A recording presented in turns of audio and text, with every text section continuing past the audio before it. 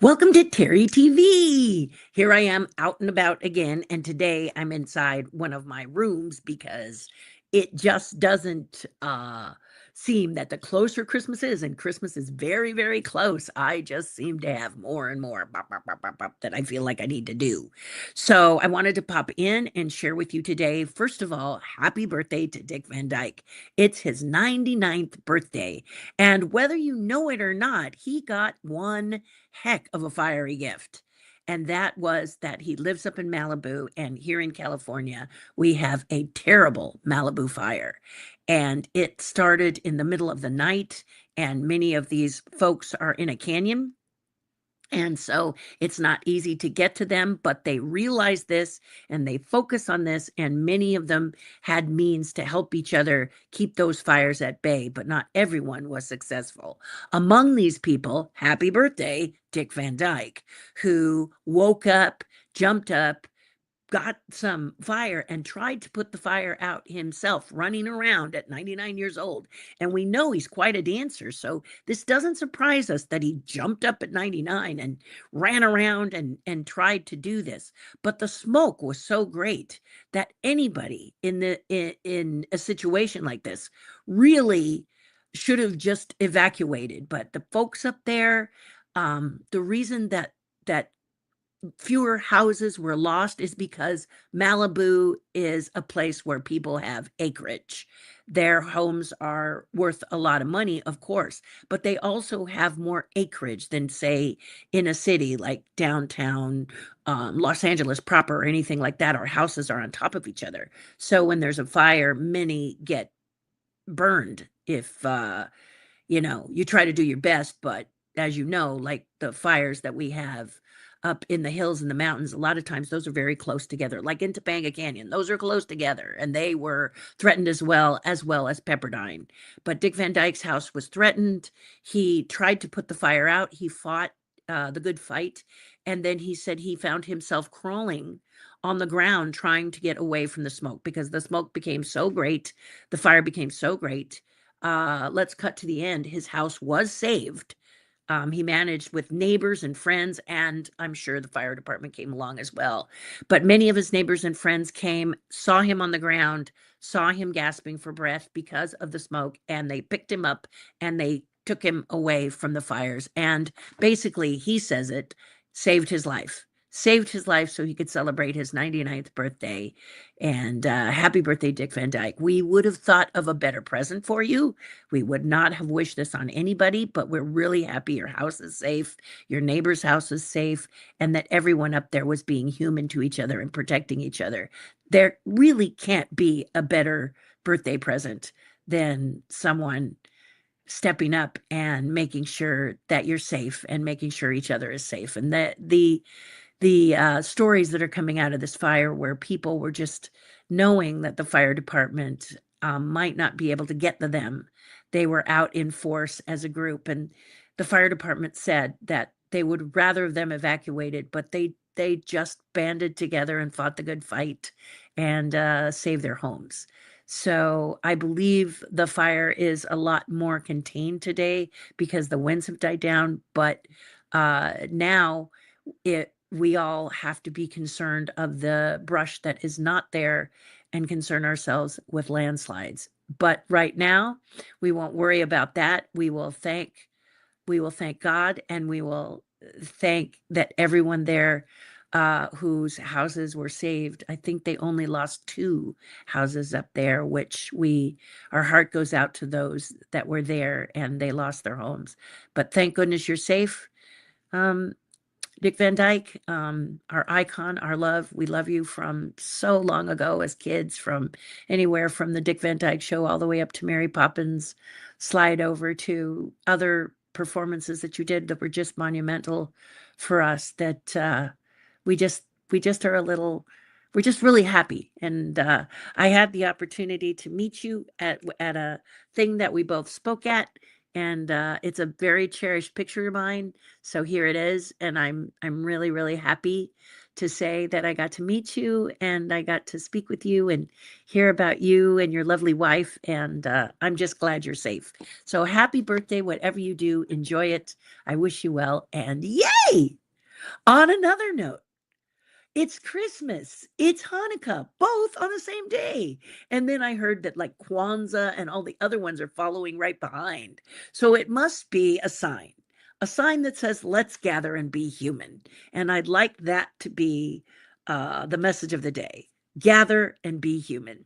So I promised you the last time we spoke that it might be a good idea to suggest to you some gifts that you might want to get for family and friends that don't cost an arm and a leg.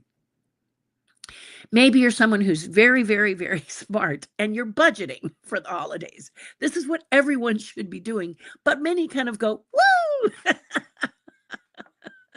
whatever, I'll worry about it in January. And that can work, I guess. That was my parents. My parents would both sort of put caution to the wind and say, God will provide. And they would go out and get us gifts. And it was so sweet and so kind of them. Christmas was always special. But, you know, when I hit my 30s and my 40s, I kept saying to my mother and father, you don't need to work so hard. You know, it's so sweet and so kind the way we all, my mother used to get something for me every year, and usually it was 2 or 3 gifts, and I don't care if it was an apple peeler or a peeler of any kind. Let's say it was an apple peeler or a whisk, something simple. When my mother went to shop for it, it was always the best. I could be assured it was always the best whisk she could find. So, you know how when you go and you go to a store and there's all these lovely products on the shelf and you're going to get that special something for that special someone. Well, my mom would go through each and every one. Like she'd pull out the first one and she'd pull out the second one and she'd pull out the third one and she'd inspect them, you know. And this is the reason I bring this up is this is going to be my first Christmas without my parents. So it's a little melancholy. But as I think about my mother, my dad handing her some money and saying, go wild, you know, and then he would worry about it later. And that was just my parents. But my mother would have such a good time going from place to place to place. We both loved Hallmark ornaments, and she would go through each and every Hallmark ornament. Let's say the Hallmark ornament was Mickey Mouse. You can bet that was the best Mickey Mouse Hallmark ornament of any ornament. So as we come into that, Hallmark ornaments have risen in price. They're no longer $5 or $10. That is in the past. And now they can cost a little bit. And maybe your budget doesn't designate that. Or maybe you have a group of people you'd love to give them something, but what could you do? May I suggest a couple of things? The first thing is that I was so happy before my parents passed away that I managed to get the family to go for lotto tickets. A lotto ticket can be $1 to $20 a ticket, but whatever you do, whether you do the $1 ticket, here's a cute little $2 ticket. And there's another one here that I should pull up if I can find it because it's hiding still. This one is really nice. This is a $1 ticket. Okay.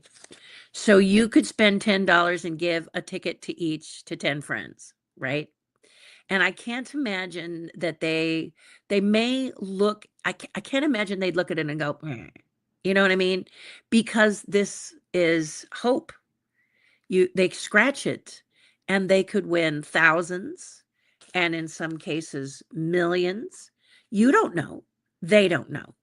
And when you give it, you're saying, hey, I want you to have a good new year. Scratch it in good health. Do you know what I mean?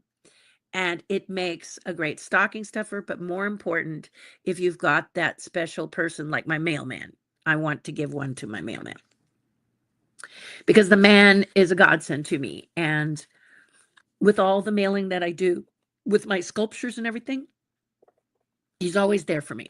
He comes, he picks it up, he takes care of it, and he never complains. So I want to make sure that he gets a lotto ticket and you choose. And you never know. You never know if this person is going to win, but you're buying it with the hope that they do. Wouldn't it be great for someone to say, oh my gosh, I won $1,000? And what my family would do would gather, we'd all buy $30 in lotto tickets. That's six $5 tickets, so that there was a chance at $1 million. Okay. And the family would choose whether or not to keep their money or to share it with the family. And I'm going to tell you, my family always said they were going to keep their own money.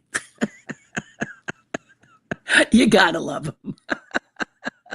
But they said it up front, and good for them for owning it. And then we'd scratch, and it would get noisy, and we'd have dinner, and we'd eat, and we'd have coffee or drink if we wanted a cocktail or whatever. But we were scratching vigorously, and I think the most that was won was $500. Well, think of the joy of someone scratching and finding that they won anywhere from the $30 they had invested all the way up to $500. And in some cases, it could have been more. But they were thrilled. I mean, wouldn't you be thrilled? You put in $30, you walk away with 500. It's a pretty nice gift, right? So that's why I'm saying, just because you're on a budget, it doesn't mean you have to break it. And that the lotto tickets are a really great way to take care of those. You want to give them a little something, but just don't know what to put in, what to give them. You might say to yourself, well, I'd like to give them wine, or I'd like to give them, many people give wine, but what if your person doesn't drink, and what if you don't know them very well? There's someone like my mailman who doesn't spend time telling me all about himself, even though I'd like to. Our language barrier is a little thick, so he has a little bit of trouble talking, but he always tells me how he is. He always gives me a smile, and he always takes care of my packages. He's a lovely, lovely man. And so I don't know much about him, but giving him a lotto ticket and hoping that, it's something spectacular. I just think it's a cool thing to give, and it won't break your budget. Don't feel bad if you think to yourself, I'm only going to do $1. People are winning, thousands of dollars on these dollar tickets. Otherwise, they wouldn't be out. Okay. Yes, the odds are bigger, but your heart's in the right place. Now, I will caution you, you cannot put them in children's stockings, because the person has to be, I believe, over 18 in order to have a lotto ticket. But that's easy, because you put it in an envelope with the parents and say, this is for the family. Here you go. This is for the family. And it just makes a fantastic, fantastic gift. Now, if you're someone who says, well, I don't want to promote gambling, it's not a good idea. And I know some of you have that view, and I completely understand it. And again, I want to tell you that that's perfectly fine. You're welcome to go to terrihardin.com, click on online store, and look up our children's books, Giggling Pumpkins and Whispering Corn. If you haven't gotten them, they're a couple of great books. I autographed them, and they're great for little kids if you haven't gotten them. That's a great gift, and I didn't hold a picture up because I really, really wanted to end this by celebrating this book right here. This book is called No Limits, and it's by my dear friend. I mean, yes, I have skin in the game. My dear friend Bob Walburn. And Wellburn, I guess, is how he would rather be called. But in any case, he's a great guy, and he is a marathoner, and a marathoner of biblical proportions. So this book talks about his journey. First of all, he started running late in life, and he's done races, marathons all over the world. And when I was running the half marathons with Disney, he would be there. Now, I wouldn't run with him. The man is just too doggone fast. But I would run with my friend Anita Shingold, and we would run, like, the Air Force Marathon is the one that really sticks in my head, where Bob ran the marathon. I attempted to run the marathon and felt it was really not fun. I did not like that marathon. It just didn't have enough eye candy for me, like Disney. I'm kind of spoiled when I go down to Disney, down to Florida, and they have all this eye candy for you to see. But that wasn't Air Force fault. Air Force was great. But I did with Anita. We did the half marathon.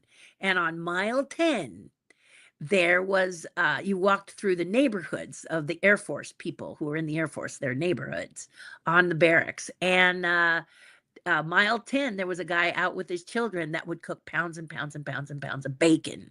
And, you could smell it from far off. So mile 10 is just 2 miles before you can collapse and say, wow, I did it.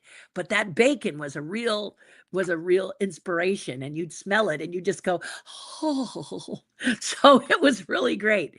But this book, No Limits, you can get on Amazon, and it says traveling the world 1 mile at a time.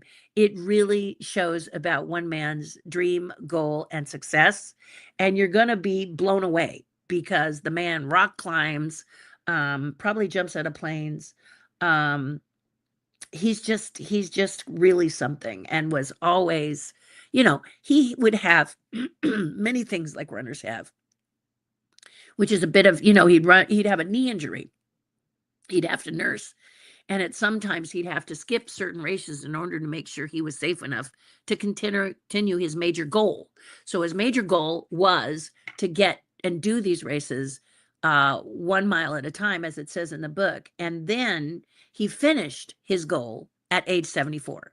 So you can get, like I said, you can get this on Amazon, or just look up his name up here and Google that name, or Google No Limits, and see if you can buy it directly from him. But in any case, I highly recommend it. I'm right here. Let me see. There's great pictures in here, and all of the ones that inspired him. Here he is, feeling good for the finish. There he is there. The pictures are great in color and a lot of fun. But I am at the medal part. I can't find my page now. But I've been reading it, and it's a hard to put down. It's a hard to put down book. It really is very hard to put down. But one of the things that I'll tell you is great about when you do these half marathons and these full marathons is it's a great way, and this was from Bob, and I agree, to see the world. I ran in the Nike run in San Francisco, and wow. I didn't realize the buffalo were still roaming in San Francisco, and I got to see them first. We run by and, whoa, look, buffalo. You know, uh, uh, Chatted with a few wild turkeys before I went on my way, because I'm more of a walk runner in half marathons and my marathons. I can do a marathon in about 6.5 hours was my best time. Back in the day, I don't do it anymore. But the half was the best one for me, was 3 minutes, and I did the San Diego Wild Animal Park run, and I came in just under 3 hours, which was a big red letter day for me. I don't know why. I thought I was a lot farther back, and then all of a sudden they told me my time, and I was like, what? So me and my math again. But in any case, guys, this book, if you're not a runner, if you are a runner, if you want to inspire someone, the pictures are great. The stories are wonderful. There's my page right there. That's where I am. Just in case you're watching, Bob, I am reading it. I read a chapter at a time. So uh, I just want to wish everyone a happy Hanukkah, Merry Christmas. I'm sure I'll be coming on between now and then, but just in case, because we get wrapped up in life, don't we? Everything gets just like, and so this is not changing for me at all. Next week seems like it's going to be TERRI at Disneyland week, which was not in the plan, but a lot of good friends are coming down. And one of the things that I'm really feeling with the loss of my parents is that if I can make it and see you, I'm going to do my best to do so. So I'm down there, and if you see me in my coat, or see my hair, got it styled for the occasion, just let me know. But anyway, my heart and my love and everything goes out to you all, to have a very happy holiday. And just realize that you could be having your 99th birthday coming up, and your house is on fire. And I want you to think about that, because that was Dick Van Dyke. 99 just days away, and the houses all around him were on fire. or the fire was coming to threaten all the houses all around him. That's a better statement because his house wasn't, he had a little bit, he said there was a little bit of area near his home that was burning, and he was racing to try and get that out so that his house did not get destroyed and his house was saved. So happy birthday, Dick Van Dyke. Your house is saved, and so are you. And we're so excited to celebrate your birthday with you. Happy birthday to you. Happy birthday to you. Happy birthday, Dick Van Dyke, our icon. Happy birthday to you. From Dick Van Dyke Show to Mary Poppins to a plethora of things that he's been in and entertained us. If you've ever been to a Disney convention and you have been able to be around him, like the picture I showed you, he always breaks out in a little dance because he constantly dances. So he just shows you that you never give up. You keep making sure that body is in the best condition it can be, and always dance and have fun. So that's the watchword for the weekend: dance and have fun. And I will see you next time. Do something nice for someone else. It'll make you feel a whole lot better. Bye for now.